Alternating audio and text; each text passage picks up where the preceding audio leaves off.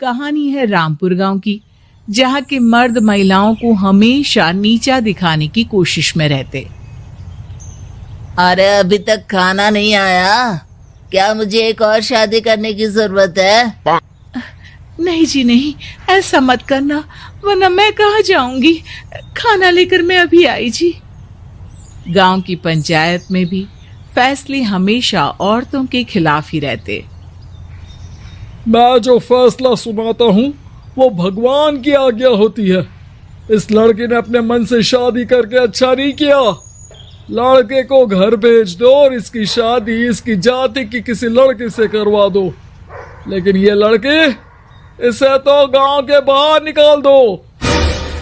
नहीं नहीं जमींदार साहब, ये क्या बोल रहे हैं? ऐसा नहीं हो सकता। मेरी बेटी मासूम है, इसे अच्छे बुरे की समझ नहीं है। अरे कहाँ जाएगी ये बेचारी? कहाँ जाएगी? इतनी चिंता है तो पूरे परिवार का गांव निकाला कर देते हैं। बेचारे पूरे बसे बसाए परिवार को गांव छोड़ना पड़ता है। चाहे जो हो, अगर बेटियों को कंट्रोल नहीं कर सकते तो गांव में रहने का कोई मतलब नहीं है। यहाँ औरतों को दब कर रहना होगा। कोई भी अपने हिसाब से कुछ नहीं कर सकता, सब ईश्वर की मर्जी से ही होगा। तभी गांव का एक आदमी दौड़ा दौड़ा आता है। सरपंच साहब, जमींदार साहब, वो कालिया है ना, उसकी बेटी पढ़ने के लिए शहर जा रही है। अच्छा, ये कब हो गया? और कालिया की हिम्मत कैसे हो गई ऐसा करने की? लेकर आओ उसे और उसकी बेटी को। बस फिर क्या था, हाजिर हो जाते हैं कालिया और उसकी बेटी सरपंच के सामने। और कालिया, ये क्या सुनने में आ रहा है? बेटी को इंजीनियर बना रहा है तू? और ये बता, गांव में तो स्कूल नहीं है, फिर कहां से इतनी क्लास पास कर गई तेरी बेटी? राधा, जो कि कालिया की बेटी है, उसे लगता है कि सरपंच उसकी तारीफ कर रहे हैं। सरपंच जी, मैंने ऑनलाइन पढ़ाई की है, डिस्टेंस लर्निंग से। सभी में मैंने अच्छे नंबर पाए हैं, जिसे देखते हुए शहर की इंजीनियरिंग कॉलेज में मुझे स्कॉलरशिप मिली है। वाह जी वाह, क्या होती है ये? पहले तो ये बताओ, फिर आगे की बात करते हैं। पूरा गांव राधा की बात सुन रहा था और राधा बोलती जा रही थी। तो ऐसे मैं फ्री में एक अच्छी शिक्षा लेकर गांव में जो कुछ परेशानियां हैं, जैसे बिजली, पानी और इंटरनेट जैसी समस्याओं के लिए काम करूंगी। मैं गांव को शहर से जोड़ने के लिए पुल का निर्माण करवाने का प्रस्ताव रखूंगी। मुझे पूरी उम्मीद है कि जल्द ही हमारा गांव भी तरक्की की राह पर चल पड़ेगा। राधा की बात सुनकर सारे गांव वाले ताली बजाने लगते हैं। सरपंच को समझ नहीं आता कि वो क्या करे। चुप रह नादान लड़की, गांव के खिलाफ जाने के लिए तुझे गांव से बेदखल कर दिया जाएगा, वो भी पूरे परिवार के साथ। और हाँ, अगर ठीक से गांव में रहना चाहती है तो ये पढ़ाई लिखाई छोड़ दे। हम तेरे लिए गांव का कोई होनहार लड़का देखेंगे। तभी गांव का एक आदमी बोल पड़ता है। अरे नहीं नहीं सरपंच जी, राधा बिटिया जो बता रही है, अगर वैसा हो जाए तो हम लोगों को पैसा कमाने के लिए बाहर नहीं जाना पड़ेगा। हाँ जी, और ना ही कोसों दूर पानी के लिए भटकना पड़ेगा।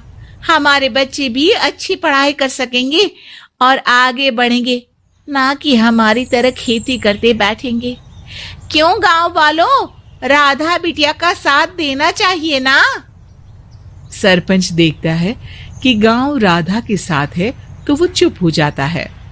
वो घर आकर अपने सलाहकार से बात करता है, जो बहुत ही चालाक किस्म का इंसान होता है। अरे सरपंच साहब, आपको बहुत ही होशियारी से काम लेना पड़ेगा। एक बार गांव तरक्की कर गया, यहाँ के बालक पढ़ लिए तो कोई ना पूछेगा आपको। और फिर ये जो बेटा और बेटी है ना आपके, इनको भी आम लोगों की तरह ही जीवन जीना होगा। हाँ, लेकिन करे तो क्या करे? वो ना आप मुझ पर छोड़ दीजिए, बस मैं जैसा बोलूं करते जाइए। अगले रोज सुबह जब गांव वाले सोकर उठते हैं तो राधा के घर के बाहर और साथ ही वो लोग जिन्होंने राधा का सपोर्ट किया था उनके घर के आगे लाल रंग से कल आऊंगी लिखा होता है। कल आऊंगी? यह क्या होता है? अरे यह तो खून से लिखा है, लगता है कोई भूत प्रेत या चुड़ैल का साया है। चलो सरपंच जी के पास चलते हैं। सभी सरपंच के पास जाकर उसे सारी बात बताते हैं। अरे ये तो बड़ी मुश्किल की बात है। चलो, मैं एक बाबा को जानता हूँ, उन्हें बुला लेता हूँ। सरपंच बाबा को लेकर गांव के घर के बाहर जाता है। ओहो, तो ये वो चुड़ैल है जो उन लोगों को निशाना बनाते हैं जो गांव को बदलने का सपना देखते हैं। वो गांव को ऐसे ही संपन्न देखना चाहती है। वो नहीं चाहती कि कोई बाहरी यहाँ का कायाकल्प करे। क्या तुम लोगों में से किसी ने गांव को बदलने की सोच रखी है? तभी राधा की माँ रोते रोते आती है। मेरी राधा घर से गायब हो गई है। अरे कोई तो बचाओ, मेरी बच्ची कहाँ गई?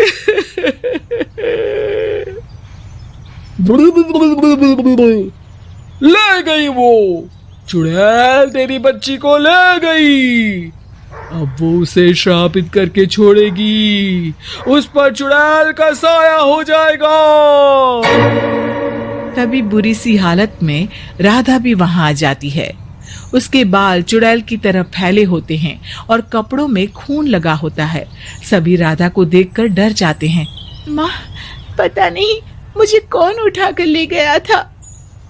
अरे दूर दूर हो जा चुड़ैल, अब हम लोग इस गांव में नहीं रुकेंगे। अरे कैसे बातें कर रहे हैं आप?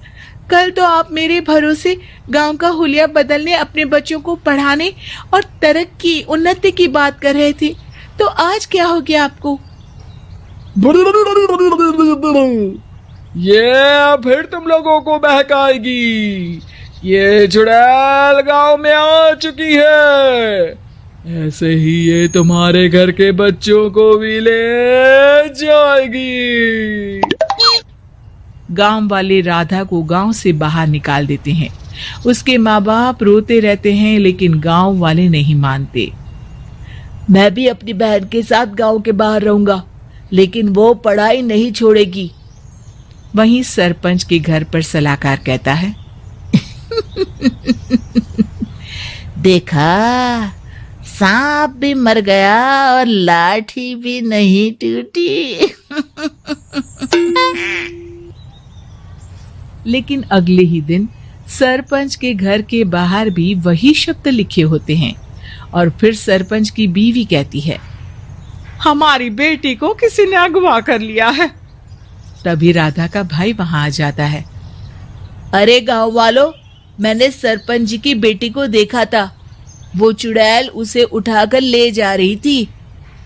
अरे क्या मजाक कर रहे हो? नहीं नहीं सरपंच जी, आप नहीं जानते। वो चुड़ैल अब आपकी बेटी में आ जाएगी, जैसे राधा के अंदर आ गई थी।